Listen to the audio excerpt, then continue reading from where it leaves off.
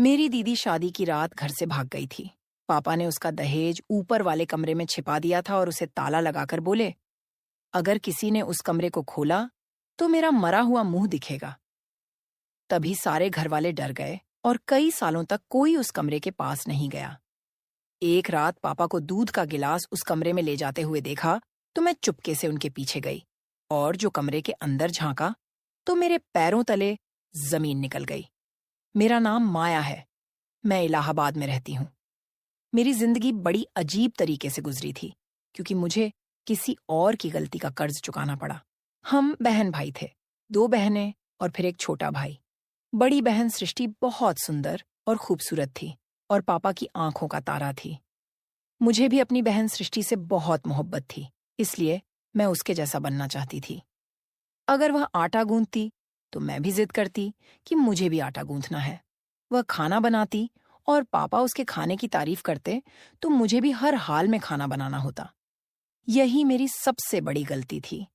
पापा अक्सर सृष्टि दीदी से कहा करते थे, तुम्हें बहुत संभल कर रहना है क्योंकि तुम्हारे छोटे भाई बहन तुम्हारी नकल करते हैं। वैसे सृष्टि दीदी कोई गलती करती ही नहीं थी, लेकिन वक्त ने साबित कर दिया कि यह सब हमारा वहम था। दीदी भी तो इंसान थी और इंसान की फितरत में गलत और सही दोनों शामिल होते हैं। जैसा कि मैंने पहले बताया, मेरी बहन बहुत ज्यादा खूबसूरत थी। जैसे ही उन्होंने अपनी ग्रेजुएशन पूरी की, उनके लिए हर तरफ से रिश्ते आने लगे। ऐसा लगता था जैसे रिश्तेदारों में होड़ लगी हो कि सृष्टि को हम ही अपने घर की बहू बनाएंगे। वे लोग बिना वजह हमारे घर के चक्कर काटने लगे थे। पापा ने सोचा कि अगर एक घर में मैंने अपनी बेटी दे दी तो दूसरे घर वाले बिना वजह नाराज हो जाएंगे। इसलिए पापा ने फैसला किया कि जहां कोई रिश्तेदार ही ना हो, दूर दूर तक, वहां पर मेरी दीदी की शादी करेंगे। तब शायद पापा को इस बात का अंदाजा नहीं था कि वे कितनी बड़ी गलती करने जा रहे हैं। उन्हें चाहिए था कि दीदी की जिंदगी का इतना बड़ा फैसला करने से पहले उन्हें अपने पास बिठाकर उनसे दिल की बात तो जानने की कोशिश करते। उनके सिर पर हाथ रखकर एक बार तो पूछ लेते, तुमने भी तो अपने भविष्य के बारे में कुछ सोचा होगा, मुझे बताओ। अगर दिल में कुछ है और शर्म आ रही है तो अपनी मम्मी को अपना राज बता दो। लेकिन पापा ने इस मामले में घर के किसी भी सदस्य की मर्जी जानने की रत्ती भर कोशिश नहीं की। उन्होंने बाहर से ही बाहर किसी से बातचीत करके दीदी का रिश्ता तय कर दिया था। बात मर्दों के बीच में थी और शादी का रिश्ता पक्का हो गया था। एक दिन पापा ने मम्मी से आकर कहा, मैंने सृष्टि का रिश्ता पक्का कर दिया है। वे बहुत अच्छे लोग हैं, खाते पीते अमीर घर के हैं, हमारी बच्ची को खुश रखेंगे। मम्मी बिल्कुल चुप हो गई थीं। सिर्फ मम्मी पर ही नहीं, हम पर भी जैसे बिजली गिरी थी। हम तीनों बहन भाई एक कमरे में बैठे थे और एक दूसरे की तरफ सवाल भरी नजरों से देख रहे थे कि यह क्या हुआ और कैसे हुआ। यह कैसे हो सकता है? दीदी बिल्कुल सोच में पड़ गई थीं। अगले दिन मम्मी हम बहनों के कमरे में आईं और बोलीं, सृष्टि, अच्छे से तैयार हो जाना, आज लड़के वाले तुम्हें देखने आएंगे। सृष्टि दीदी शिकायत करने लगी, मम्मी, मुझे पापा से इस तरह के फैसले की हरगिज उम्मीद नहीं थी। मम्मी चौंक गईं। उन्होंने सृष्टि का हाथ पकड़ लिया और बोली, मेरी बच्ची, बताओ, अगर तुम्हें कोई और पसंद है या किसी ने तुमसे शादी का वादा किया है तो मैं तुम्हें यकीन दिलाती हूँ, अगर तुम्हारी पसंद अच्छी हुई तो मैं तुम्हारी शादी उसी जगह करवाऊंगी। सृष्टि दीदी ने ना में सिर हिलाया और बोली, नहीं, मैं ऐसी बात नहीं कर रही हूँ, मगर फिर भी मेरे दिल को अजीब सी घबराहट हो रही है। ऐसा लगता है कि यह शादी शायद मेरे लिए खुशियां लेकर नहीं आएगी, बल्कि मेरा मुकद्दर बर्बाद कर देगी। मम्मी तो दीदी की बात सुनकर तड़प उठी। मम्मी बोली, ऐसी बातें करने से पहले यह भी नहीं सोचा कि माँ के दिल पर क्या गुजरेगी। लड़के वाले दीदी को देखने आए थे। उनमें एक बुजुर्ग औरत और एक जवान लड़की थी। उन्होंने बताया कि उनकी माँ को मांस में दर्द है, इसलिए दीदी और बहन आई हैं। मम्मी मुझे, माया को भी अपने साथ ले गई थी। लड़के की बहन ने दीदी को बहुत प्यार किया था। वह लड़की भी अच्छी लगती थी। उसने तो अभी से मुझे भाभी कहना शुरू कर दिया था। फिर जाते हुए लड़के की दादी ने मेरे हाथ में पैसे रख दिए। सच कहूं तो मेरे दिल को बड़ी तसल्ली सी मिली थी। मैंने दीदी से पूछा, सृष्टि, तुम्हारी क्या राय है? दीदी जैसे शर्म से लाल हो रही थीं। उनके गाल बिल्कुल लाल हो गए थे। दीदी बोली, मम्मी, मुझे इस रिश्ते से कोई ऐतराज नहीं है। फिर तो जैसे हमारे घर में खुशियों का माहौल हो गया था। कोई नहीं जानता था कि ये खुशियां बहुत जल्द गम में बदलने वाली थीं। सब कुछ बहुत अच्छे तरीके से चल रहा था। कुछ भी गड़बड़ तो नहीं थी। दीदी भी खुशी खुशी हर चीज में हिस्सा ले रही थीं। वे अपने हर चीज के जोड़े बैग में रख रही थीं। अपने जूते भी उन्होंने अपनी पसंद के लिए थे। सिर्फ इतना ही नहीं, बल्कि बारात के लिए अपनी मर्जी का पार्लर भी खुद ही बुक किया था। सब कुछ अच्छा भला चल रहा था। किसी के दिमाग में यह गम भी नहीं था कि दीदी अपने दिल में क्या छिपाए बैठी हैं। घर वाले सब बहुत खुश थे। मैंने तो हफ्ते पहले ही ढोलकी का इंतजाम कर लिया था। मम्मी ने मुझे मना भी किया था कि लड़कियों की शादी में इतने दिन पहले ढोलकी नहीं बजाई जाती, मगर मैं कहाँ मानने वाली थी। हम लोगों ने ढोलकी बहुत बजाई और दीदी बहुत एंजॉय करती थीं, बल्कि अपनी फरमाइश पर अपनी मर्जी से गाने भी गाया करती थीं। मुझे तो ऐसा लगता था कि अगर मम्मी वहां होती तो खुद भी हमारे साथ बैठकर गाने लगतीं। खैर, वक्त गुजर गया और दीदी की बारात का दिन आ गया। दीदी बहुत महंगे पार्लर से तैयार होकर आई थीं। उन्होंने अपना पसंदीदा लहंगा पहना हुआ था। थोड़ी देर बाद बारात भी आ गई थी। मैंने दूल्हे को देखा तो मेरा मुंह खुला का खुला रह गया। दूल्हा बहुत ही खूबसूरत और हैंडसम था। मैंने सोचा कि जाकर दीदी को बताऊं कि आपकी किस्मत तो बहुत शहजादी है। जैसे ही मैं भागकर अपने कमरे में गई तो वहां दीदी नहीं थी। मैं हैरान थी कि अभी तो मैं दीदी को यहीं छोड़कर गई थी, अब वे कहाँ चली गईं? मैंने उनकी तलाश में मम्मी के कमरे में देखा तो वह भी खाली पड़ा था। मेरी फिक्र बहुत बढ़ गई थी। मैं जल्दी से बाहर आई और मम्मी को ढूंढने लगी। मम्मी मेहमानों की खातिरदारी में लगी थीं। मैंने मम्मी का हाथ पकड़कर कोने में ले गई और कहा, मम्मी, सृष्टि दीदी कहाँ है? मम्मी बोली, अपने कमरे में होंगी। मैंने कहा, वह कमरे में भी नहीं है। मम्मी ने मेरा हाथ झटक दिया और बोली, यहीं कहीं होंगी, पीछे हटो, मुझे मेहमानों से मिलने दो। वे इस अंदाज में बात कर रही थीं जैसे उन्हें किसी गलत चीज का अंदेशा हो। तब मैंने मम्मी का हाथ पकड़कर झकझोर दिया और बोली, मम्मी, मुझे बहुत घबराहट हो रही है। मम्मी भी चौंक गई थीं। मम्मी बोली, तुम्हारी घबराहट तो मैं दूर करूंगी। मम्मी मेरे साथ आईं। हम दीदी को एक कमरे से दूसरे कमरे में और दूसरे से तीसरे कमरे में ढूंढते रहे, मगर वे न मिली। मम्मी के चेहरे का रंग उड़ गया। इतने में जयमाला के लिए शोर होने लगा था। पापा कमरे में आए और उनकी आंखें सुर्ख हो रही थीं। शायद उन्हें अपनी बेटी की विदाई का गम हो रहा था। इतने में उनकी लाडली ने उनकी इज्जत को तार तार कर दिया। पापा बोले, जल्दी से माया बिटिया को लेकर चलो, वहां जयमाला का टाइम हो रहा है। मम्मी रोते हुए बोली, रमेश, सृष्टि नहीं मिल रही है। पापा बड़ी हैरत से मम्मी की तरफ देखने लगे और बोले, क्या मतलब कि सृष्टि नहीं मिल रही है? यहीं कहीं होगी। मम्मी रोते हुए बोली, मैंने घर छान मारा है। मम्मी तो दिल पर हाथ रखकर खड़े खड़े रोने लगी। अब मेरी इज्जत तो खाक में मिल जाएगी। अब कोई मुझे इस रुसवाई से बचा नहीं सकता। तुम ही बताओ, अब मैं क्या करूं? लोगों का सामना कैसे करूं? कैसे जाकर बारातियों से कहूं कि बारात वापस ले जाओ, क्योंकि मेरी बेटी ने मेरी इज्जत डुबो दी है? मम्मी भी रो रही थीं। बोली, रमेश, आप बिस्तर पर जाकर लेट जाओ। मैं कोई ना कोई बहाना बनाती हूं कि मेरे पति की तबीयत खराब हो गई है। ऐसे में अपनी बेटी को विदा नहीं कर सकती। पापा बोले, कमला, तुम में इतना हौसला है? मम्मी ने अपने आंसू पोंछे और बोली, आपकी इज्जत बचाने के लिए कुछ भी कर सकती हूँ। तब पापा चिल्लाए, काश तुमने लड़कियों को भी अच्छी शिक्षा दी होती। मम्मी ने सबके सामने जाकर कह दिया था कि मेरे पति को दिल का दौरा पड़ा है। ऐसे में हम अपनी बेटी को विदा नहीं कर सकते। आप लोग बड़ी मेहरबानी करेंगे अगर आज बारात वापस ले जाई और फिर किसी दिन अपनी अमानत को फेरों के बाद सादगी से घर ले जाए। हर तरफ बातें होने लगी थीं। मम्मी ने तो खुद को कमरे में बंद कर लिया था। हमारे पास कोई जवाब नहीं था, इसलिए हम सब एक ही कमरे में दुखी बैठे थे। हमने कभी सोचा भी नहीं था कि सृष्टि दीदी के हाथों ऐसी रुसवाई सहनी पड़ेगी।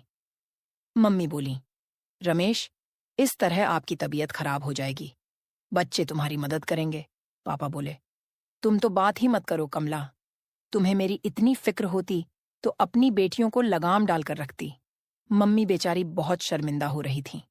पापा ने सारा सामान छत वाले कमरे में फेंक दिया और उसको ताला लगा दिया। बोले, आज के बाद अगर कोई उधर जाएगा तो मेरा मरा हुआ मुंह देखेगा। उसके बाद हमारे घर में एक अजीब सी सूरत हाल थी। हर बार एक दूसरे से नजर चुराने पर मजबूर थे। पापा भी हम सबसे चुपचाप रहते थे। जब वे नीचे आते तो बहुत थके थके से लगते थे। उनकी आंखें सुर्ख होती थीं। मम्मी कहती थीं कि तुम्हारे पापा हम सबसे छुपकर छत पर जाकर रोते हैं। हमें तो लगता था कि दीदी की शादी का किस्सा खत्म हो गया। मगर 1 महीने बाद हमें लड़के वालों की तरफ से फोन आया। अर्जुन की दादी बोली, इतना महीना हमने आपसे बातचीत नहीं की क्योंकि हम आपसे नाराज थे। आपने बारात वापस कर दी थी, मगर अब ठंडे दिमाग से सोचा तो आपकी भी कोई मजबूरी रही होगी। यह भी हो सकता है कि आपकी बेटी ने इनकार कर दिया हो और आपने अपनी इज्जत बचाने के लिए रमेश की बीमारी का बहाना बनाया हो। अगर ऐसी कोई बात है तो हमें उस पर भी कोई ऐतराज नहीं है। अगर आप अच्छा समझें तो रमेश से राय करके हमें अपनी छोटी बेटी का रिश्ता दे दें, क्योंकि हमने बहुत घरों में रिश्ता ढूंढा पर आपके बच्चों जैसी बात नहीं थी। हमें हर जगह मिलावट ही मिली। आपका घराना हमें अच्छा लगा है, इसलिए हम चाहते हैं कि किसी न किसी तरह हमारी रिश्तेदारी आपसे हो जाए। मम्मी बोली, ठीक है, मैं रमेश से राय मशवरा करके बताऊंगी। मम्मी ने अपना फोन बंद कर दिया और मुझसे बोली, माया, तुम कहो तो रिश्ता मंजूर है।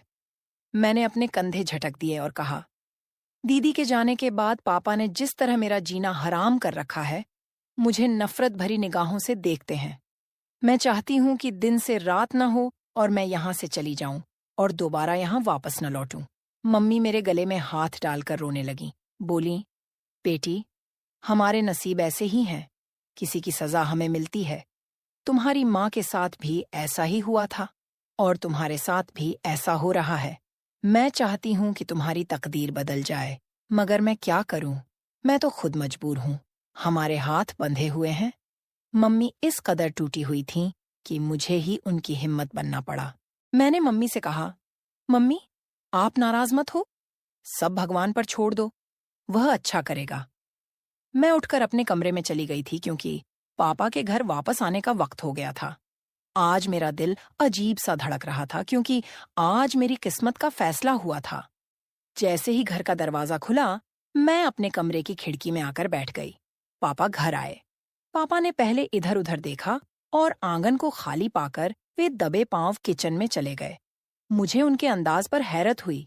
फिर थोड़ी देर बाद जब किचन से वापस आए तो मुझे उनके हाथ में दूध का गिलास नजर आया। पहले इधर-उधर देखते रहे, जैसे कोई बहुत समझदारी से काम कर रहे हों। वे किचन में गए, एक गिलास दूध लिया और फिर धीरे से सीढ़ियां चढ़ने लगे और छत पर चले गए।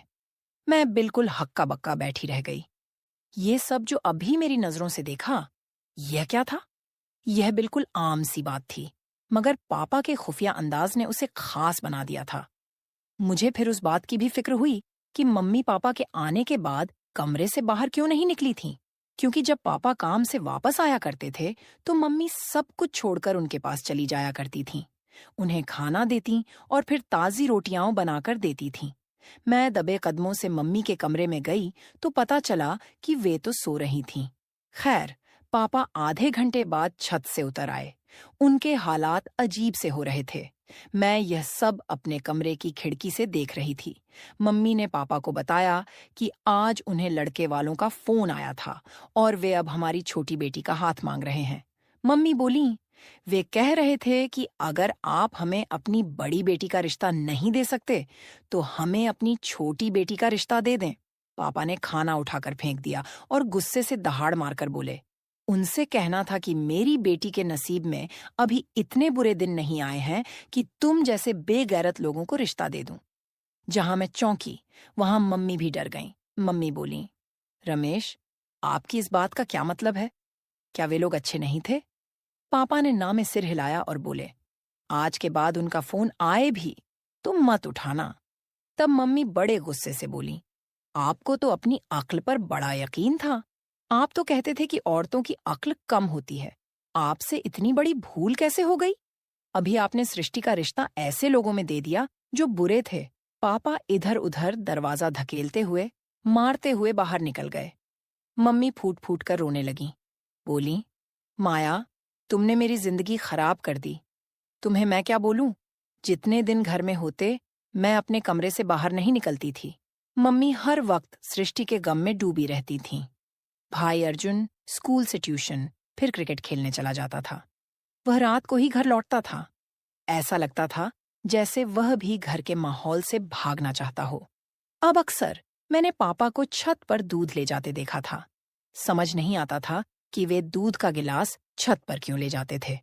अब मैं हर वक्त इस बात से परेशान रहने लगी थी। इस वजह से मुझे नींद भी नहीं आती थी। मैं सारा दिन सृष्टि दीदी को याद करने लगी थी। सृष्टि बहुत अच्छी दोस्त भी थीं। काश उन्होंने इतना गलत कदम न उठाया होता। रात बहुत गहरी हो चुकी थी। आसपास कुत्तों के भौंकने की आवाज भी आ रही थी। मैं उठकर अपने कमरे की खिड़की पर बैठ गई। तब मुझे कुछ अजीब सा महसूस हुआ, जैसे कोई हमारे आंगन में घूम रहा हो। मैंने गौर किया तो वह कोई और नहीं, मेरे पापा थे। मैं चौंक गई। पापा के अंदर ऐसा लगा जैसे वे बहुत मजबूर हों। मुझे आज उन पर बहुत तरस आने लगा था। वह कमरा जहां पापा ने दीदी का दहेज का सामान रखा हुआ था, खुला हुआ था और उससे रोशनी भी आ रही थी। मैं आगे बढ़ी। दरवाजा खुला था, इसलिए मैं चुपके से अंदर का मंजर देखने लगी। अंदर तो सृष्टि दीदी बैठी हुई थी। मैं यह देखकर थर थर कांपने लगी। पापा दीदी को निवाला बनाकर खिला रहे थे। दोनों चुप थे, मगर उनकी आंखों में आंसू बह रहे थे। यह सब क्या हो रहा था, मेरे समझ से बाहर था। फिर बड़ी हिम्मत करके पापा बोले, तुम मेरी बेटी नहीं हो। सृष्टि दीदी बिल्कुल पापा पर चिल्ला पड़ी। इसलिए पापा, आप मेरे साथ ऐसा कर रहे हैं कि मैं आपकी औलाद नहीं हूं? क्या आप यह घिनौनी हरकत माया के साथ कर सकते थे? पापा जल्दी से बोले, सृष्टि, मैं तुमसे बहुत प्यार करता हूं, मगर तुम जानती हो कि मैं यह सब कभी माया के साथ नहीं कर सकता था। सृष्टि दीदी रोने लगी। बोली, मुझे वजह जाननी है। आपने मुझे इस कमरे में बंद क्यों कर रखा है? पापा बोले, सुनो, आज मेरे पास बहुत वक्त है। मैं तुम्हें सब कुछ बताता हूं। तुम तो सारा दिन वैसे भी बेहोश हो जाती हो, मगर माया की वजह से मैं कभी ज्यादा देर छत पर नहीं रह सकता था, क्योंकि मुझे डर था कि कहीं वह मुझ पर शक न कर ले। रात के इस वक्त सब सो रहे हैं, इसलिए आज मैं तुम्हें सब कुछ बताता हूं। सृष्टि, हम दो भाई बहन थे। एक मैं और एक मेरी बड़ी बहन, जो मुझसे 7 बरस बड़ी थी। उनकी शादी पहले हुई थी। दीदी की शादी के बाद हमारे घर में बहुत खामोशी सी छा गई थी, इसलिए तय किया कि मेरी शादी जल्दी करेंगे। उन्होंने मेरे लिए कमला को पसंद कर लिया और हमारा रिश्ता तय हो गया। लेकिन दोनों की शादी में हम पर कयामत टूट पड़ी थी, क्योंकि दीदी विधवा होकर घर आ गई थी। दीदी तन्हा नहीं थी। उनकी गोद में 4-5 महीने की बच्ची थी। उन्हें न अपनी खबर थी न बच्ची की। मेरी माँ भी बूढ़ी हो चुकी थी, इसलिए वे भी उस बच्ची को संभाल नहीं सकती थीं। कमला ने तुम्हें हाथों हाथ लिया और तुम पर इतना प्यार निछावर किया कि मैं भूल ही गया था कि तुम मेरी बेटी हो या भांजी। तुम जब बोलने लगी तो कमला को मम्मी कहती थी और अपनी सगी माँ को बुआ कहती थी। हालात कुछ संभले तो तुम्हारी मम्मी का रिश्ता ढूंढने लगे थे। दीदी ने एक लड़के का नाम खुद ही ले लिया। मेरी शादी उससे करवा दो। पापा यानी मैं उस लड़के की छानबीन करने की ड्यूटी लगाई गई थी। पता किया तो वह लड़का फ्रॉड निकला। मगर जब मुझे यह ख्याल आया कि तुम भी कहीं अपनी मम्मी के नक्शेकदम पर न चल पड़ो तो मेरा जीना हराम हो जाएगा, इसलिए मैंने जल्दी जल्दी तुम्हारा रिश्ता ढूंढा और तुम्हारी शादी तय कर दी। जब लड़के की माँ कोमा में थी, लेकिन दादी और बहन तो मौजूद थी ना, तो मैंने सोचा, चलो कोई बात नहीं, ये शादी जल्दी हो जाएगी। पता है फिर क्या हुआ? जिस दिन तुम्हारी बारात आई, लड़के की माँ ठीक होकर बारात में आ गई थी। और तुम जानती हो कि वह कौन थी? लड़के की माँ मेरी दीदी और तुम्हारी असली माँ थी। यानी वह लड़का असल में तुम्हारा भाई था। मैं यह सब देखकर बहुत परेशान हो गया, इसलिए तुमसे कहा कि छत पर जो मेरी बात सुनो। और फिर मैंने तुम्हें छत वाले कमरे में बंद कर दिया। मैंने सोचा था कि सुबह तक कमला को सारी सच्चाई बता दूंगा। फिर ख्याल आया कि मैंने तुम्हारी माँ की शादी नहीं होने दी थी और वह घर छोड़कर भाग गई थी। अब तुम्हारी शादी भी नहीं हो सकती थी। मुझे डर था कि कहीं तुम भी अपनी माँ की तरह घर से भाग गईं, तो इसलिए मैंने तुम्हें यहाँ बंद रखा। ये मत समझना कि अपनी बहन की बेटी को कैद करके मैंने अपनी औलाद से प्यार किया है। जिस दिन से तुम्हें मैंने कैद कर रखा है, माया से भी मैंने बात करना छोड़ दिया है। उस पर भी मैं बहुत सख्ती से पेश आता हूँ। सृष्टि दीदी जैसे एकदम से होश में आ गई थीं। बोली, अगर अब मैं घर से भाग जाती तो आपकी इज्जत खाक में मिल जाती, मगर आपने मुझे यहाँ बंद करके भी अपनी इज्जत को खाक में मिला दिया है। लोग तो यही बातें करते होंगे कि सृष्टि घर से भाग गई, तभी तो बारात वापस लौट गई। वे दोनों बातें कर ही रहे थे कि मंदिर में आरती की घंटी बजने लगी थी। पापा बोले, सृष्टि बेटा, मुझे माफ कर देना, अब मैं जा रहा हूं। हो सकता है कि किसी की आंख खुल जाए। मैं जल्दी से आगे बढ़ी और बोली, अब मैं और जुल्म अपनी दीदी पर होने नहीं दूंगी। उनकी मम्मी ने जो गलती की, उसकी सजा अपनी दीदी को नहीं मिलने दूंगी। भगवान सबको उनकी गलती की सजा देते हैं, तो आप उसको खुद से सजा क्यों दे रहे हैं? आपने ये सब क्यों किया दीदी के साथ? पापा मेरी बातें सुनकर बिल्कुल बौखला गए थे, इसलिए वे जल्दी से नीचे चले गए। मैंने दीदी का हाथ पकड़कर नीचे ले आई थी। पापा उस वक्त बहुत शर्मिंदा हुए थे। सुबह से निकले, रात भर आए। फिर हम सब भाई बहनों ने पापा पर अपनी अदालत लगा दी थी। मम्मी जज थीं। पापा रो रो कर सबसे माफी मांग रहे थे। दीदी ने ही पापा को माफ करने में सबसे पहल की थी। फिर हम सब ने भी पापा को माफ कर दिया था। सब कुछ ठीक हो गया था। पापा ने दीदी को इजाजत दे दी थी कि वे अपनी माँ से मिलने लगें। उनकी बहुत जल्दी एक बहुत अच्छी जगह शादी होने वाली है। हमें उम्मीद है कि मुश्किल वक्त कट गया है। आगे खुशियां ही खुशियां हैं। यह एक मोटिवेशनल कहानी है, लेकिन आप लोग ऐसा बिल्कुल न करें। घर छोड़कर बिल्कुल न भागें। आप अपने दिल की बात अपने माँ बाप को जरूर बताएं। हो सकता है आपके माँ बाप आपकी बात से सहमत हों। माँ बाप अपनी औलाद का हमेशा एक रात मैं अपने होने वाले पति से फोन पर बातें कर रही थी कि अचानक नेटवर्क चला गया, तो मैं आधी रात को छत पर गई थी। लेकिन उस रात को वह छत पर था। उसके चेहरे पर मास्क लगा हुआ था। उसने मुझे दबोच लिया और मेरे मुंह में कपड़ा डाल दिया और मेरे साथ जबरदस्ती की और मेरी जिंदगी बर्बाद कर दी। लेकिन शादी वाले दिन पता चला कि मैं गर्भवती हूं, तो लड़के वालों ने शादी तोड़ दी। माँ उनके पैरों में गिर गई, तो दूल्हे का बाप बोला, इसकी शादी मुझसे कर दो। माँ मान गई और मेरे ससुर से मेरी शादी हो गई। वह सुहागरात के लिए कमरे में आया।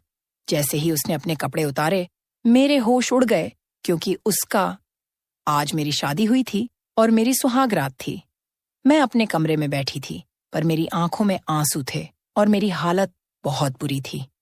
मेरी आंखों पर लगाया गया काजल फैल चुका था और मेरी लिपस्टिक भी अपनी जगह पर नहीं थी। मेरा पति अभी तक कमरे में नहीं आया था। मेरी हालत बहुत अजीब सी थी, क्योंकि मैं बुरी तरह से रो रही थी। मेरी शादी बड़े ही अजीबोगरीब हालात में हुई थी। फिर भी मैं दिल को तसल्ली देने लगी कि अब शादी तो हो गई है, जिंदगी तो गुजारनी है, मरना तो नहीं है। जिंदगी जैसी भी हो, इंसान को जीने का शौक रहता ही है, चाहे वह इस दुनिया का सबसे बदकिस्मत इंसान क्यों ना हो। लेकिन फिर भी कोई मरना नहीं चाहता। मैं भी मरना नहीं चाहती थी। थोड़ी देर बाद मेरा दूल्हा कमरे में दाखिल हुआ। जब मैंने उसे देखा तो मेरी आंखों से आंसू निकलने लगे, क्योंकि मुझे पता था कि मेरी जिंदगी बहुत बुरी होने वाली है। पर जैसे ही उसने मेरी तरफ देखा और अपनी आस्तीन ऊपर की, तो मेरे मुंह से चीख निकल गई, क्योंकि उसके हाथ में मैं सपनों, ख्यालों और उमंगों से भरी हुई एक जवान लड़की थी। मेरा नाम रिया है। मेरी उम्र 22 साल थी। कुछ ही दिन में मेरी शादी होने वाली थी। मेरे सारे घरवाले मुझे किसी राजकुमारी की तरह ट्रीट कर रहे थे। मैं बहुत ज्यादा खुश थी। मेरी शादी मेरी पसंद से नहीं हो रही थी, लेकिन मुझे लड़का पसंद आ गया था। कहा जाता है कि अगर पसंद की शादी नहीं हो, तो इसमें यही होता है कि आपको लड़के की तस्वीर दिखा दी जाती है या फिर उससे मिलवा दिया जाता है। अगर आपको लड़का पसंद आ जाए, तो आप उससे शादी कर लें। तो इसी को अरेंज मैरिज कहते हैं। मेरी तो घर वालों की पसंद की शादी हो रही थी, मोहब्बत की शादी नहीं।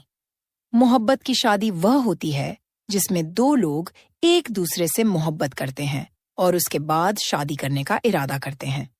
लेकिन मैं अपने घर वालों की पसंद की शादी पर भी खुश थी, क्योंकि लड़का मुझे पसंद था।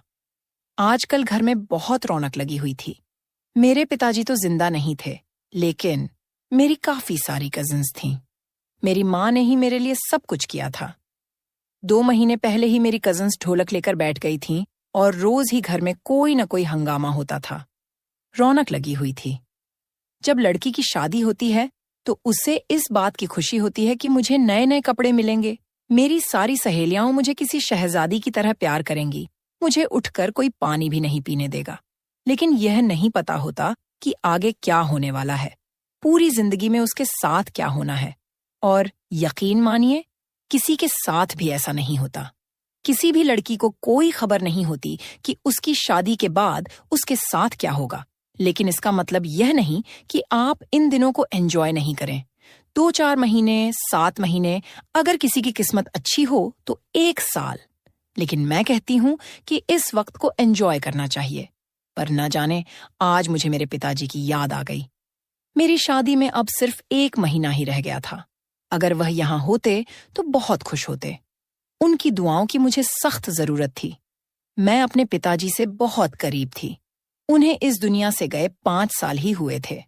उनके साथ मेरी बहुत ही खूबसूरत और अच्छी यादें थीं। शादी की तैयारियां शुरू हो गई थीं और लाइट्स वगैरह भी लगने लगी थीं। मेरी माँ सब कुछ कर रही थीं।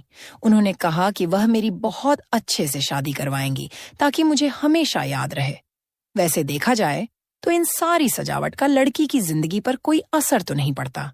लेकिन फिर भी इंसान 2 पल की खुशी मना लेता है, क्योंकि खुशियां कोई आपको प्लेट में सजा कर नहीं देता। खुशियां तो चुरानी पड़ती हैं, वक्त से, जमाने से। इसलिए शायद रस्मो रिवाज बनाए गए हैं। मैं छत पर खड़ी थी।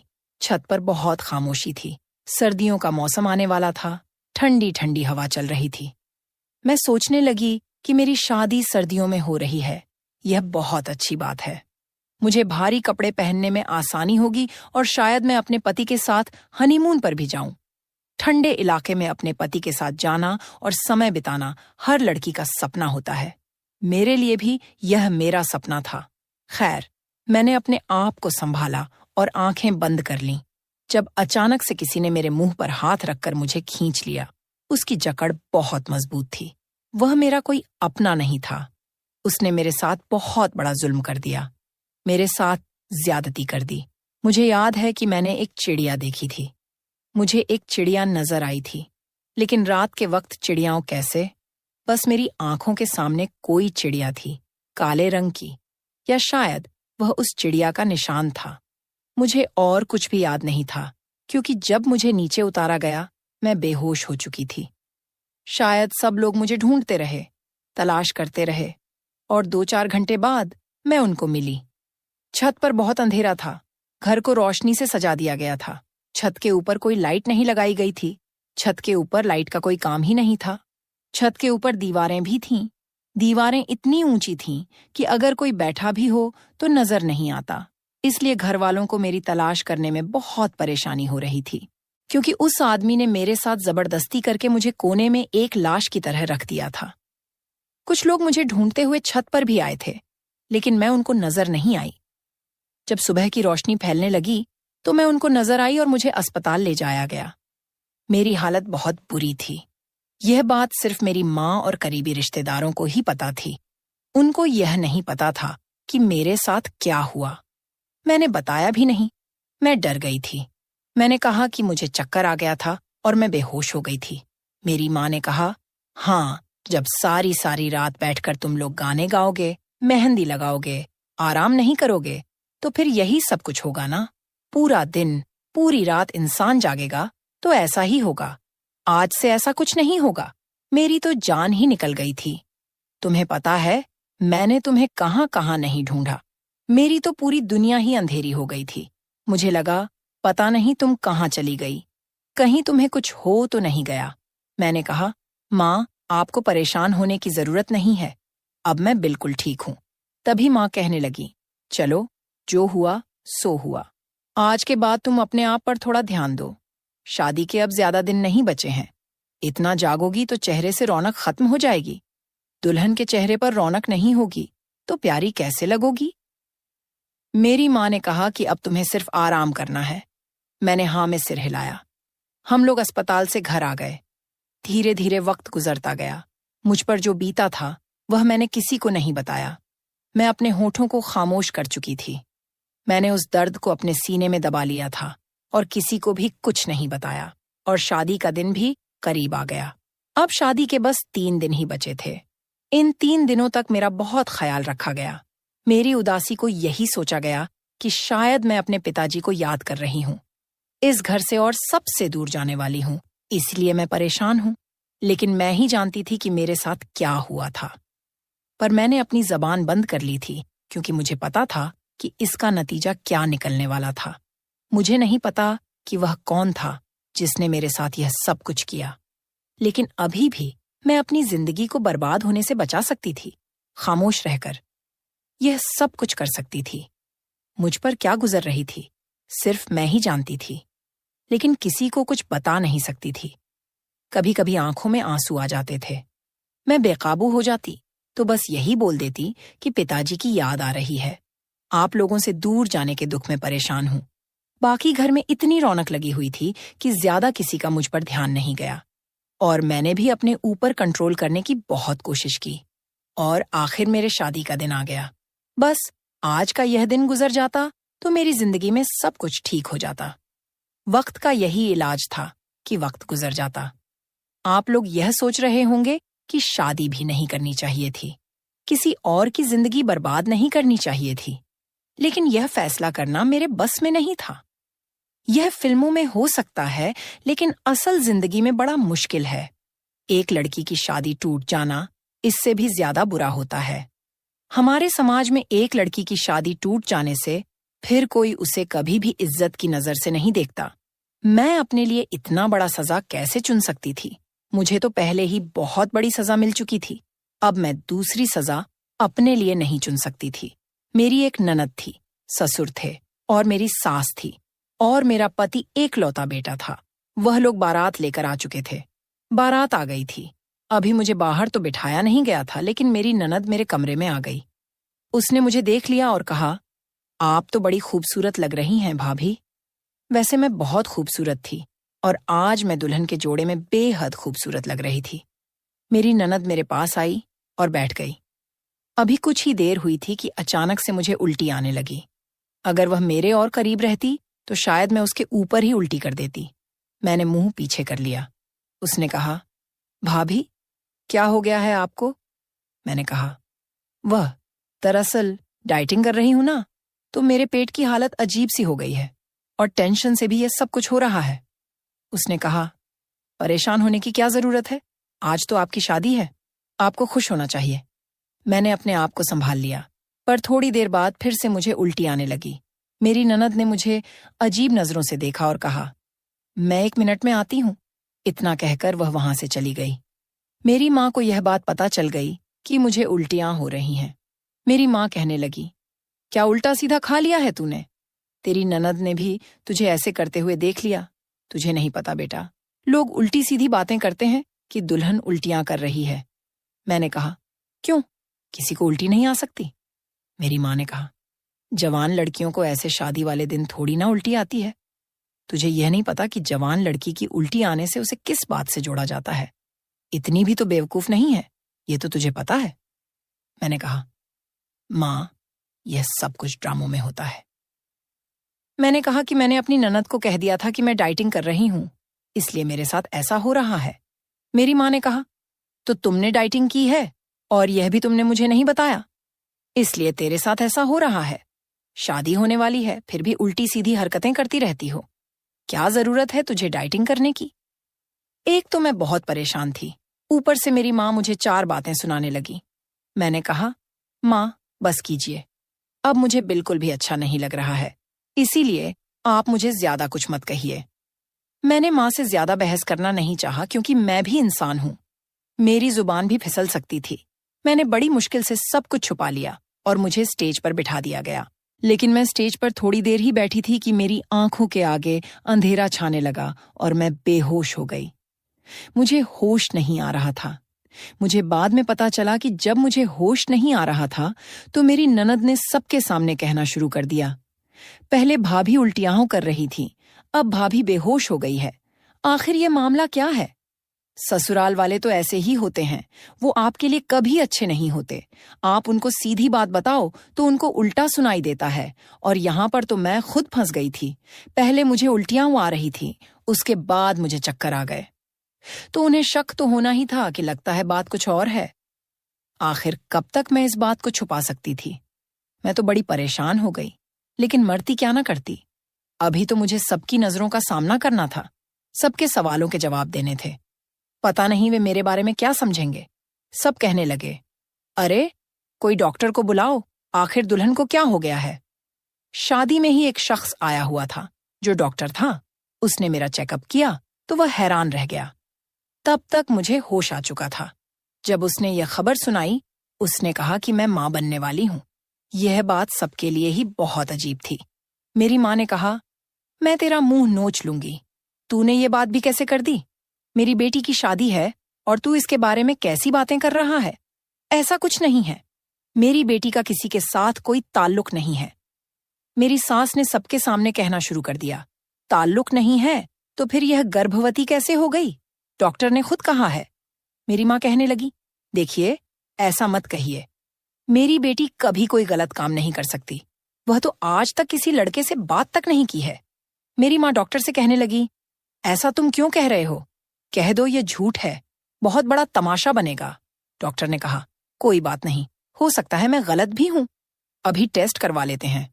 यहां पर एक लेबोरेटरी वाले को मैं जानता हूं, वह आधे घंटे में टेस्ट की रिपोर्ट भी दे देगा। मैंने कहा, मैं बिल्कुल टेस्ट नहीं करवाऊंगी। मेरी मां ने कहा, तू क्यों टेस्ट नहीं करवाना चाहती है? सबके सामने मेरी इज्जत की नीलामी मत कर, चुपचाप जो कहते हैं वह कर ले। मुझे पता था कि मैं ही मुश्किल में थी। उन्होंने मुझसे टेस्ट करवा लिया। आधे घंटे में उसने व्हाट्सएप पर वही रिपोर्ट अपने फोन पर ऑन करके सबके सामने दिखा दी। उसने कहा, यह लड़की मां बनने वाली है, इसमें कोई झूठ नहीं है। अब तो रिपोर्ट भी सामने आ गई है। मेरी मां ने मेरी तरफ ऐसे देखा जैसे वह मुझे जानती ही नहीं और जैसे मैं उनकी बेटी ही नहीं हूं। सारे लोग बातें बनाने लगे। मेरी ननद भी उल्टी सीधी बातें करने लगी। मेरी सास तो कहने लगी, भगवान का शुक्र है इस लड़की से मेरे बेटे की शादी नहीं हुई। मैं अपने सिर झुकाए सबकी बातें सुन रही थी। मेरे पास कोई जवाब नहीं था। मेरी सास ने मेरी माँ को बहुत बातें सुनाई। आप तो बड़ा कह रही थीं कि मेरी बेटी बहुत शरीफ है, शराफत के दम भर रही थीं। देखिए आपकी बेटी ने क्या किया। यह तो हमारी किस्मत है कि हमें सही वक्त पर पता चल गया, नहीं तो हमारे बेटे की तो जिंदगी बर्बाद हो जाती। हमारे बेटे ने कोई पाप नहीं किया है कि उसकी शादी ऐसी लड़की से होती। मेरा होने वाला पति भी मुझे अजीब नजरों से देख रहा था। उसकी आंखों में मेरे लिए नफरत थी। मेरी सास ने कह दिया, मैं तो अपने बेटे की शादी इस लड़की से कभी नहीं करवाऊंगी। मेरी मां उनके कदमों में बैठ गईं और रोने लगीं। उनके सामने हाथ जोड़ने लगीं। मैंने अपनी मां को ऐसे करते हुए देखा तो मेरा दिल फटकर रह गया। लेकिन मैं क्या कर सकती थी? क्या यह मेरी गलती थी कि मेरे साथ यह सब कुछ हुआ था? लेकिन यहां पर ऐसा ही होता है। अगर एक लड़की के हालात सबके सामने इस तरह आए तो लोग लड़की को ही गलत ठहराते हैं। उसे ही बदचलन कहा जाता है। यही तो करती है दुनिया एक औरत के साथ। मैं भी अपने आप को यही कह रही थी कि मेरी कोई गलती नहीं है। इसमें मेरी क्या गलती है? मेरे साथ तो एक हादसा हुआ था, लेकिन मैं किसी भी तरह कुछ भी साबित नहीं कर सकती थी। मैं बुरी तरह से रो रही थी। मेरी मां उनके कदमों में बैठी थी। मेरी मां ने उन लोगों से कहा, ऐसा मत कीजिए, आप यहां से चले गए तो मेरी बेटी से कोई शादी नहीं करेगा। उन्होंने कहा, आपकी बेटी मेरे बेटे से क्या किसी भी लड़के से शादी करने के लायक नहीं है? आप यह चाहते हैं कि हम इस बदनामी की टोकरी को अपने साथ ले जाएं ताकि हम भी जलील होते फिरें? आजकल तो लड़कियों का पैर बड़ी जल्दी फिसल जाता है, लेकिन हमें नहीं पता था कि आपकी बेटी भी ऐसी होगी। क्या क्या नहीं हो रहा है आजकल, पर इसका मतलब यह नहीं कि आंखों देखकर मक्खी निगल ली जाए। वह लोग जाने लगे तो मेरी मां ने उनके पैरों को पकड़ लिया। मेरी सास कहने लगी, हम यहां पर शादी नहीं करने वाले, बस बात खत्म। लेकिन आगे मेरे ससुर ने जो बात कही उसे सुनकर वहां पर जितने भी लोग थे वह सब के सब हैरान हो गए। मेरे भी कदमों तले से जमीन खिसक गई। मेरे ससुर, जिनका नाम अशोक था और उम्र 45 साल थी, ने कहा, मैं इस लड़की से शादी करूंगा। मैं इससे शादी करने के लिए तैयार हूं। यह सुनकर तो मेरी सास के भी होश उड़ चुके थे। वह कहने लगी, यह तुम क्या कह रहे हो? तुम इससे शादी करोगे? मेरे ससुर ने कहा, मैं इस लड़की की जिंदगी बचाने के लिए इससे शादी करूंगा, वरना इसकी जिंदगी तो बर्बाद हो जाएगी। मेरी सास ने कहा, मेरे होते हुए इसके साथ शादी कैसे करोगे? तो मेरे ससुर कहने लगे, वह सब मुझे तुम्हें समझाने की जरूरत नहीं है। मैं चाहूं तो शादी कर सकता हूं। तभी मेरी सास कहने लगी, ऐसे कैसे कर लोगे शादी? अगर तुमने शादी के लिए एक कदम भी आगे बढ़ाया तो मुझसे बुरा कोई नहीं होगा। मैं तुम पर केस कर दूंगी। तभी मेरे ससुर कहने लगे, तुम्हें जो करना है कर दो। केस करना चाहती हो कर दो। कोर्ट में मुझे लेकर जाना चाहती हो लेकर चली जाओ, लेकिन इतना जान लेना, तुमने अगर मुझ पर केस किया तो मैं तुम्हें छोड़ दूंगा, तुम्हें अपने घर से निकाल दूंगा, तुम घर से बेघर हो जाओगी। मेरे ससुर की ऐसी बातें सुनकर मेरी सास खामोश हो गई। मेरा जो होने वाला पति था वह अपने बाप पर चिल्लाने लगा। तभी मेरा ससुर कहने लगा, खामोश हो जाओ, तुम एक लफ्ज भी नहीं बोलोगे। अगर तुम में हिम्मत है तो फिर कर लो इस लड़की से शादी। वह अपनी नजरें झुकाकर मां के पीछे हो गया। तभी मेरे ससुर ने कहा, अगर मुझसे किसी ने भी इस बारे में अब बात करने की कोशिश की तो मुझसे बुरा कोई नहीं होगा। मेरे ससुर की उम्र मुझसे कहीं ज्यादा थी, लेकिन वह कोई खराब आदमी नहीं थे। उनकी उम्र लगभग 45 साल थी। दिखने में हट्टे कट्टे थे। उन्हें देखकर कोई नहीं कह सकता था कि उनके 2 जवान बेटा बेटी भी हैं। मेरी सास भी ज्यादा उम्र की नहीं थी। खैर, मेरे ससुर से शादी करने के लिए तैयार हो गए। मेरा हाथ थामने के लिए तैयार हो गए। मेरी मां ने उन्हें ऐसे देखा जैसे वह मेरी मां के लिए मसीहा हों। मेरी सास की हालत अजीब सी हो गई। उन्होंने कहा, तुम उस लड़की से शादी नहीं करोगे? तो उन्होंने कहा, मैं मर्द हूं, मैं जिससे चाहूं शादी कर सकता हूं। तुम मुझे रोकने वाली होती कौन हो? मैं इस लड़की की इज्जत और जिंदगी बचाने के लिए इससे शादी जरूर करूंगा। मेरी मां ने फौरन हां कह दिया। उन्होंने कहा, अभी इसी वक्त शादी होगी। मेरी सास और मेरा होने वाला पति और मेरी ननद वहां से वापस चली गईं। उन्होंने नाराजगी का इजहार किया और वह वहां से चले गए। कुछ रिश्तेदार थे जो आपस में एक दूसरे से बातें करने लगे। वह लोग मुझे कहने लगे, कैसी लड़की है जो शादी से पहले ही गर्भवती हो गई है? पता नहीं किससे मुंह काला करके बैठी है, किसका बच्चा पेट में लिए घूम रही है। इसे देखो तो जरा। इसे जरा भी डर नहीं लगा कि शादी करके दूसरे घर में जाएगी तो वहां कैसे रहेगी? दूसरे के बच्चे को लेकर इसने कितने निडर होकर शादी करना चाहा। मेरी मां ने यह सब सुन लिया तो मां ने उन लोगों से हाथ जोड़कर कहा, आप अगर मेरी बेटी की इज्जत नहीं कर सकते तो आप यहां से जा सकते हो। उन्होंने कहा, कौन सी इज्जत? आपकी बेटी ने तो सब कुछ बर्बाद कर दिया। तुम्हें कुछ कहने की जरूरत नहीं है। हम खुद ही यहां से चले जाएंगे। वैसे भी कौन रहना चाहेगा? वैसे भी यहां शादी नहीं, यहां तो तमाशा हो रहा है। लो भाई, आया था कोई लड़का शादी करने के लिए, अब इससे एक अधेड़ उम्र का आदमी शादी करने के लिए तैयार है। वह औरतें हंसने लगीं। सब लोग चले गए। मुझे वापस कमरे में ले आया गया।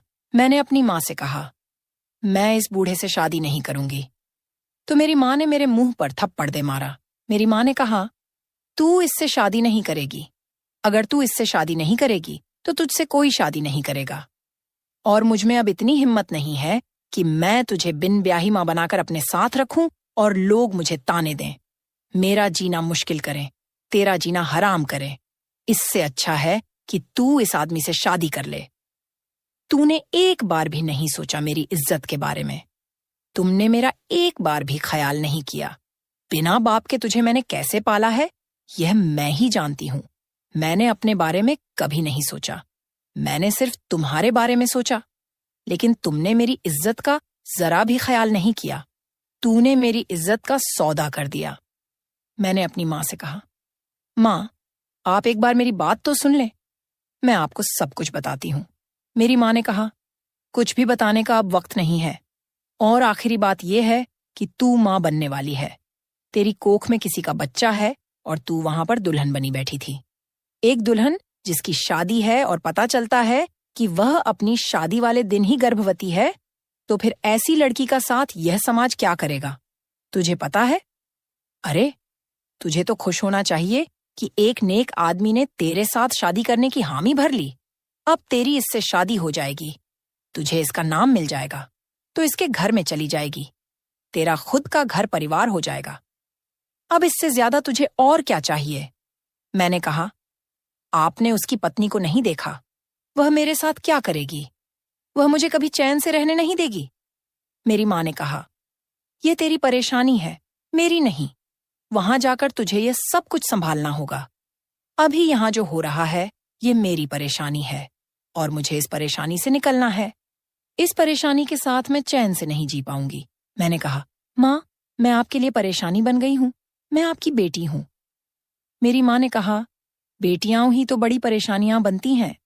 तभी तो जब बेटियां पैदा होती हैं तो लोग परेशान हो जाते हैं। अब मैं खामोश हो गई क्योंकि मेरी माँ ने ही मेरा फैसला कर दिया था। अब मैं कुछ बोलना नहीं चाहती थी। मैं बैठी रही, जिंदा लाश की तरह, जिसमें कोई जान नहीं थी। मेरी शादी मेरे ससुर अशोक, जिनकी उम्र 45 साल थी, के साथ हो गई। अब वह मेरा पति था। आधे से ज्यादा रिश्तेदार जा चुके थे। जो खड़े थे वह सिर्फ तमाशा देखने के लिए ही खड़े थे। कुछ ऐसे थे जो मेरी माँ को तसल्ली भी दे रहे थे, लेकिन साथ यह भी कह रहे थे कि आपने अपनी बेटी की अच्छी परवरिश नहीं की है। आपका पति भी तो इस दुनिया में नहीं था ना, और आप कमाई में लग गईं। आपने बेटी को छोड़ दिया। काश कि आपने थोड़ा सा ख्याल किया होता तो आज यह हम सबके लिए इतनी बड़ी बदनामी का कारण न बनती। मेरी माँ सबकी बातें सुन रही थी। पता नहीं किस तरह यह सब कुछ बर्दाश्त कर रही थी, किस तरह से वह सब कुछ सुन रही थी और कहाँ से इतनी हिम्मत लेकर आ रही थी, वही जानती थी। खैर, मेरी शादी हो गई। मेरे पति ने कहा, मैं तुम्हें फिलहाल अपने घर तो नहीं लेकर जा सकता हूँ, क्योंकि इस वक्त मेरी पत्नी वहां पर बहुत गुस्से में होगी और कोई ना कोई बात जरूर करेगी। लेकिन मेरी एक रिश्तेदार है, हम उनके घर जाएंगे, 1 हफ्ते वहीं पर रहेंगे और इसके बाद जब मामले ठंडे हो जाएंगे तो अपने घर ले जाऊंगा। मेरी माँ ने मेरे पति से कहा, देखिए, आपने बहुत बड़ा एहसान किया है हम पर। मेरी बेटी से गलती हुई है। वह जवान है और उससे गलती हो सकती थी। आजकल तो आपको पता ही है कि किसी भी लड़की को बेवकूफ बनाना कौन सा मुश्किल काम है। अब मेरी बेटी रिया आपकी पत्नी है, आपके साथ है। आपने उसे कबूल किया है तो आप उसका ख्याल तो रखेंगे ना? उसने कहा, हाँ, क्यों ख्याल नहीं रखूंगा। मैंने सोच समझकर ही शादी की है, पर आप परेशान मत होइए, मैं आपकी बेटी का बहुत ख्याल रखूंगा। मैं ये सोचकर हैरान थी कि इस आदमी ने कैसे मुझसे शादी कर ली, कैसे उसने यह सब कुछ कबूल कर लिया। आखिर मैं उन सब की नजर में एक बदचलन लड़की थी और मेरे पेट में किसी और का बच्चा भी था। पता नहीं इस आदमी के अंदर शायद बहुत रहमदिल था। एक वह आदमी था जिसने मेरे साथ यह जुल्म किया, और एक यह आदमी है जो मेरी मदद कर रहा था। मेरे दिल में उसके लिए मोहब्बत तो नहीं जागी थी, लेकिन इज्जत जरूर पैदा हो गई थी। उसने मुझे इस दर्द से बचा लिया। मेरी माँ ठीक कह रही थी, क्योंकि जो भी हो, यह सच था कि मैं माँ बनने वाली थी और मेरे पेट में किसी का बच्चा था। उसने मेरे साथ शादी कर ली। खैर, 2-4 घंटे में अपनी माँ के घर ही बैठी थी, लेकिन न मेरी माँ मुझसे कोई बात कर रही थी और न ही कोई और। मैंने अपनी माँ से कहा, अगर मेरी परवाह नहीं है आपको, तो फिर यह क्यों कह रही थी कि मेरी बेटी का ख्याल रखना? मेरी माँ ने कहा, चाहे कुछ भी हो, रहेगी तो तू मेरी बेटी ही। लेकिन जो तुमने किया है उसके लिए मैं तो तुझे कभी माफ नहीं करूंगी। अपने घर चली जा और वापस मेरे घर आने की कोई जरूरत नहीं है। बार बार चक्कर लगाने की कोई जरूरत नहीं है। मैंने कहा, माँ, मैं आपको सब कुछ बताना चाहती हूँ। मेरी माँ ने कहा, क्यों, मुझे किस्सा सुनाकर मेरा दिल जलाना चाहती हो? क्या बताओगी मुझे कि कैसे उस लड़के से मिली थी? तुम लोग छिप छिप कर एक दूसरे से मिलते थे। अगर तुम किसी और लड़के को पसंद करती थी तो फिर तुमने शादी के लिए हाँ क्यों की? तुमने पहले मुझे क्यों नहीं बताया कि तुम किसी और लड़के को पसंद करती हो? मैं तुम्हारी शादी उसी से हंसी खुशी करवा देती। तुम्हें इतना तमाशा करने की क्या जरूरत थी? तुमने खुद का तमाशा तो बनाया ही, मेरी परवरिश का भी तमाशा बना दिया। तुम्हारा बाप भी इस दुनिया में नहीं है। वह भी अगर जिंदा होता तो तुम्हारी पसंद को जरूर समझता। तुमने यह कैसे समझ लिया कि तुम्हारी माँ नहीं समझेगी?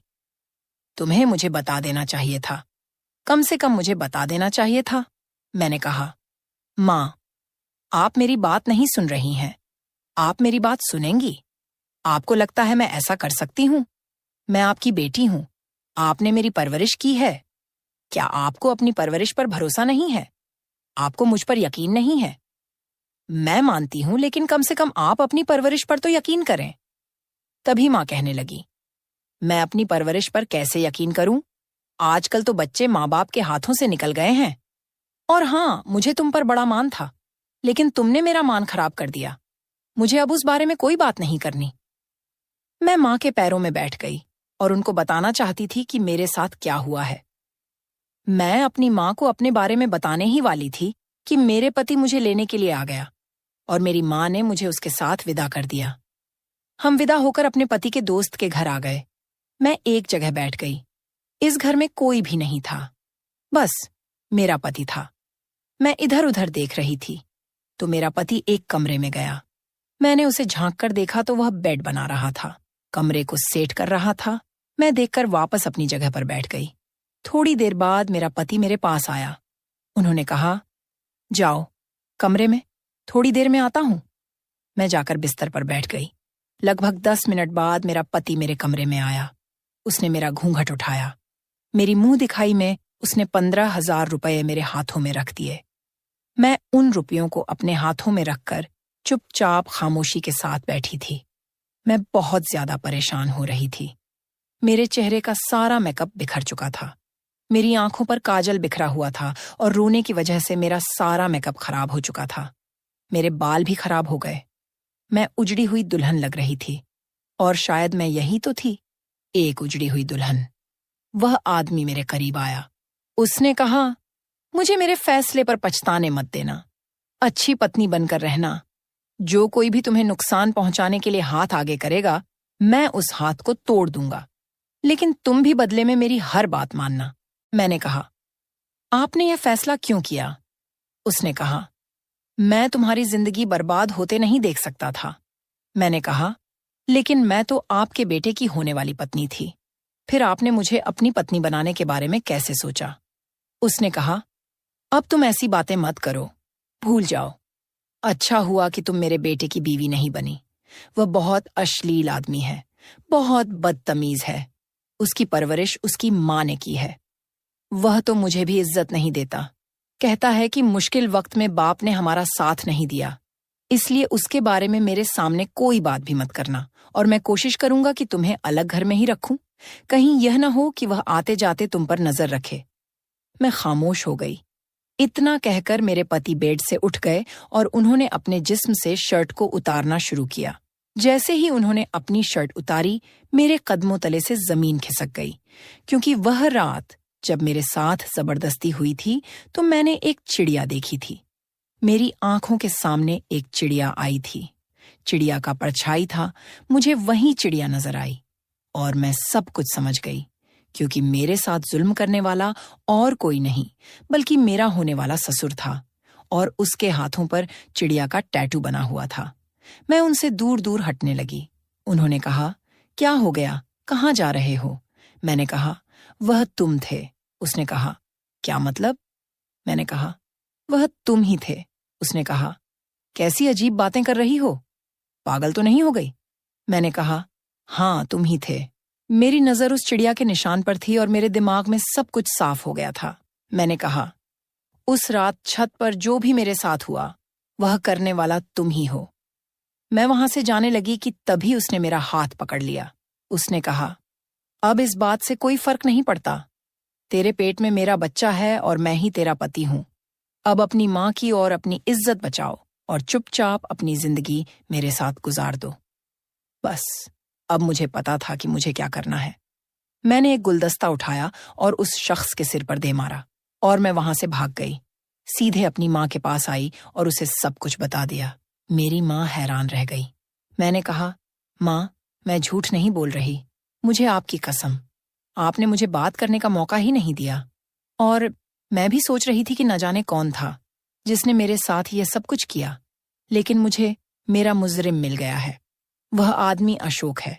उसने ही मेरे साथ यह सब कुछ किया। उसने मुझ पर गंदी नजर रखी थी। उसने जब से मुझे देखा, उसकी नीयत खराब हो गई। उसने मेरे साथ यह सब इसलिए किया क्योंकि वह चाहता था कि मैं उसके बेटे से शादी न करूं, बल्कि उससे शादी करूं। अगर वह यह सब न करता तो मेरी शादी उसके बेटे के साथ होती।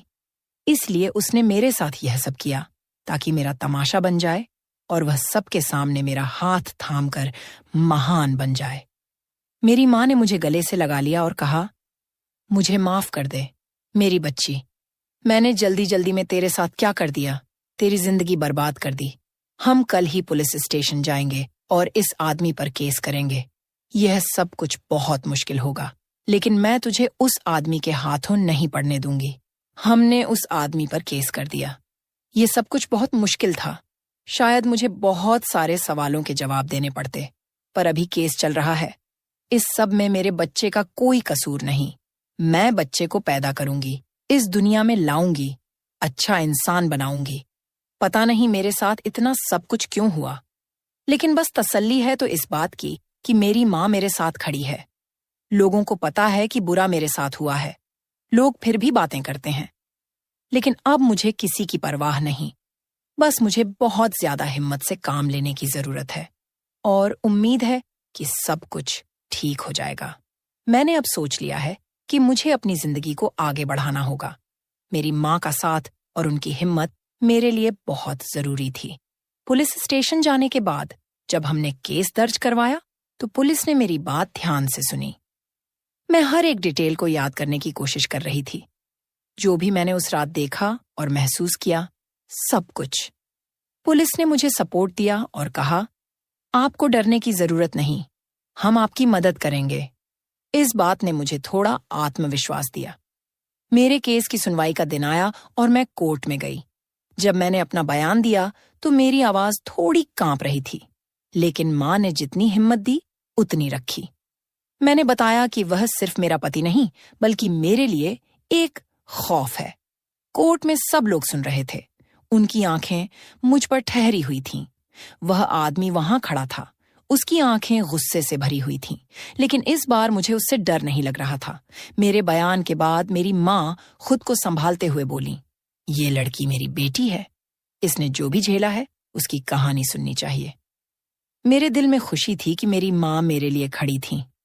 कोर्ट की सुनवाई के बाद मुझे समझ आ गया कि मुझे सिर्फ अपनी जिंदगी के लिए नहीं, बल्कि उन सभी लड़कियों के लिए भी लड़ना है जो ऐसे ही मुश्किल वक्त से गुजर रही हैं। मुझे खुद पर विश्वास था और मैं चाहती थी कि मेरी कहानी दूसरों तक पहुंचे, ताकि वे भी समझ सकें कि उन्हें कभी अपने हक के लिए लड़ना नहीं छोड़ना चाहिए। जब कोर्ट का फैसला आया तो मेरी माँ और मैं खुश थीं। अशोक को सजा मिल गई थी, लेकिन मैं जानती थी कि इस सब के बाद भी मेरे लिए बहुत कुछ नया शुरू करना होगा। मैंने अपने बच्चे को पैदा करने का फैसला किया और इस बार मुझे अपने लिए सोचना था। मेरी माँ ने मेरी तरफ देखते हुए कहा, तुम्हें अब नई शुरुआत करनी चाहिए, तुम्हें अपने सपनों के पीछे भागना चाहिए। मैं खुद से कह रही थी कि मुझे न सिर्फ अपने बच्चे के लिए बल्कि अपने लिए भी जीना है।